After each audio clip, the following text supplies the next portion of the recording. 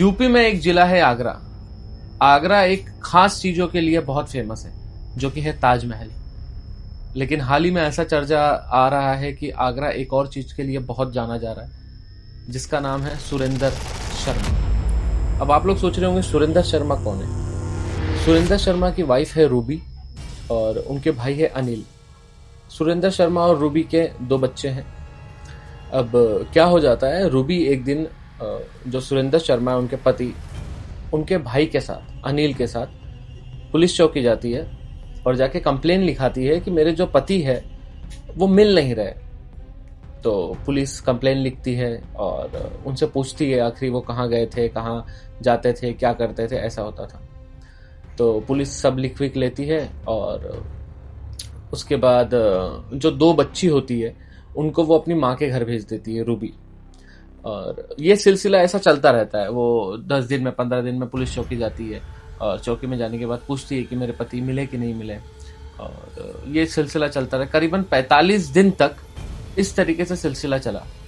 फिर एक दिन जो सुरेंद्र शर्मा है, उनके भाई जो है अनिल, उन्हें हल्का सा शक हुआ अपनी भाभी के ऊपर, क्योंकि सुरेंद्र शर्मा जब नहीं मिल रहे, लेकिन उनका जो बैंक अकाउंट है वो अनिल के साथ मिला हुआ था, जैसे ज्वाइंट अकाउंट था। तो अनिल को मैसेज आता था कि जो भी ट्रांजैक्शन होता था, कि पैसे निकाले जाते थे एटीएम से, तो अनिल को मैसेज आता था। तो अनिल एक शॉक में हो गया कि जब सुरेंद्र मिल नहीं रहा है, मेरा भाई मिल नहीं रहा है, तो उसके पैसे कौन निकाल रहा है। तो वो फिर अपनी भाभी के पास जाता है, रूबी के पास, और रूबी की एज रहती है 40 साल। रूबी के पास जाता है, उनको पूछता है कि कहीं कुछ गड़बड़ तो नहीं है, मेरा भाई मिल नहीं रहा है, उसके पीछे कहीं तुम्हारा रीजन तो नहीं है। तो बहुत पता लगाने की कोशिश करता है, लेकिन वो निगलेक्ट करती है और इग्नोर करती है। पर जो अनिल होता है उसे थोड़ा सा अपनी भाभी के ऊपर शक हो जाता है कि मेरे भैया जो गायब है 45 दिनों से, वो कहीं ना कहीं मेरी भाभी का कारण तो नहीं है।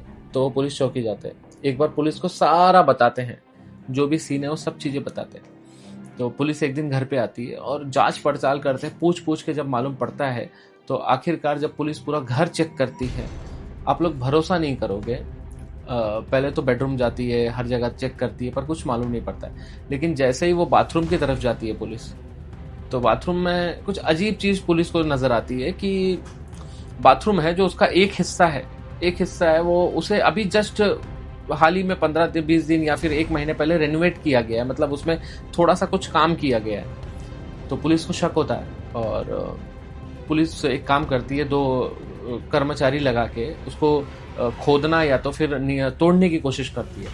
कर्मचारी जाते हैं, उसे तोड़ते हैं और करीबन 15-20 मिनट तक वो कोशिश करते रहते हैं उसे, और उसके ऊपर टाइल्स वगैरह प्रॉपर तरीके से लगाया गया था। और जब तोड़ते खोदते, फिर आप लोग भरोसा नहीं करोगे, वो बाथरूम के अंदर सुरेंद्र की लाश मिलती है। जैसे ही वो बाथरूम के अंदर सुरेंद्र की लाश मिलती है, सब लोग शॉक हो जाते हैं। जो कर्मचारी होता है वो डर जाता है। पुलिस लोग फिर अपना इन्वेस्टिगेशन स्टार्ट करते हैं, फिर बिठाते हैं रूबी को, उससे जब पूछताछ और पूरा जांच पड़ताल करते हैं, पूरा हर चीज चेक करते हैं, तब जाके मालूम पड़ता है। और रूबी खुद भी कबूलती है कि ये जो मर्डर किया गया है मेरे पति का, वो रूबी द्वारा ही किया गया है। अब मर्डर कैसे किया गया, उसने क्या किया है, ये जो सुरेंद्र था वो पीने खाने का शौकीन था, तो वो दारू पीता था, परेशान करता था अपनी बीवी रूबी को। तो एक दिन परेशान होके उसकी जो पत्नी है रूबी ने, उसने क्या किया, वो जो खाना होता है, खाने में उसने स्लीपिंग पिल्स मिला दिए और वो इतना पिला दिए कि वो फिर उसकी डेथ हो गई और वो उठ ही नहीं पाया। और स्लीपिंग पिल्स पिलाने के बाद जब वो उसकी डेथ हो गई, तो उसके बाद इसने क्या किया, इसकी रूबी ने, ये बाथरूम में जाके उसे खन के खोद के उसकी जो लाश है उसे बाथरूम में गाड़ दिया। बाथरूम में लाश गाड़ने के बाद फिर उसके ऊपर सीमेंट लगा के रख दिया और प्रॉपर तरीके से टाइलिंग कर दी, ताकि किसी को पता भी ना चले कि उसके पति को मार के उसने अपने ही बाथरूम में गाड़ा। और वहीं पे उसका नहाना धोना हर चीज होता था वो बाथरूम में। और इसी बीच बीच में वो पुलिस के पास भी जाती थी, ताकि पुलिस को भी शक ना हो कि मैंने ही उसे मारा है। तो पुलिस को पूछती थी मेरे पति कहाँ है, अभी तक मिले क्यों नहीं। तो इतना क्रिमिनल माइंडसेट औरतों का हो चुका है भाई। अभी हाल ही में इतने सारे केस हुए जिसमें देखा गया है, पहले का टाइम ऐसा हुआ करता था कि आदमी लोग जब थोड़ा बहुत अगर बीवी को चिल्लाते थे या कुछ करते थे, बीवियाँ सह लेती थी। लेकिन अब का टाइम इतना बदल चुका है बीवी सीधा मर्डर कर देती। अगर नहीं जम रहा है, नहीं आप लोगों का रिलेशन मैच हो रहा है, तो आप अलग हो जाओ, एक दूसरे को अलग कर दो। और उनके बच्चे भी ये समझ नहीं पाए थे कि 45 दिन तक उनको भी लगा कि क्योंकि पापा पीते खाते थे, तो उन्हें ऐसा लगा कि कहीं होंगे, सच में गायब हो गए होंगे या मिसिंग हो गए होंगे, क्योंकि वो 2-2 दिन तक घर पे भी नहीं आते। तो इस वजह से बच्चे लोगों ने भी इतना रिएक्ट नहीं किया। लेकिन एक भाई ने अपना दिमाग लगा के और भाभी को सब पता लगा के पता चला। तो ये सब जो केस हो रहा है, अभी पुलिस इन्वेस्टिगेशन कर रही है, पुलिस ये पता कर रही है, जांच कर रही है कि कहीं वो रूबी के साथ कोई और तो नहीं मिला था।